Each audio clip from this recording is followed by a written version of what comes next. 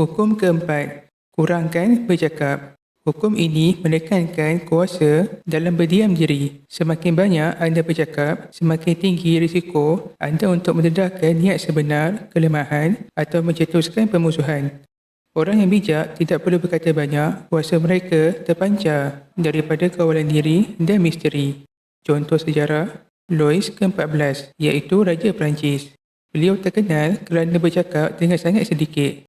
Dalam mesyuarat, dia hanya berkata sepatah dua tetapi penuh makna, menyebabkan para bangsawan sentiasa meneka apa yang difikirkannya. Ini membuatkan mereka segan dan menghormatinya.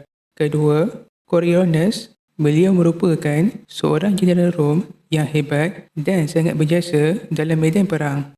Namun, sikapnya yang terlalu latang dan tidak dapat mengawal kata-katanya menjadikan ramai senator iaitu ahli Dewan Negara dan rakyat tersinggung dengan kata-katanya.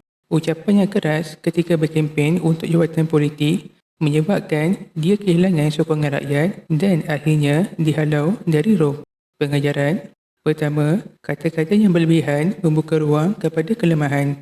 Semakin banyak anda bercakap, semakin tinggi risiko anda mendedahkan terlalu banyak maklumat, membuat kesilapan atau menampakkan niat sebenar anda. Ini boleh digunakan oleh orang lain untuk melemahkan anda. Kedua, kesenyapan mencipta rasa misteri dan kuasa.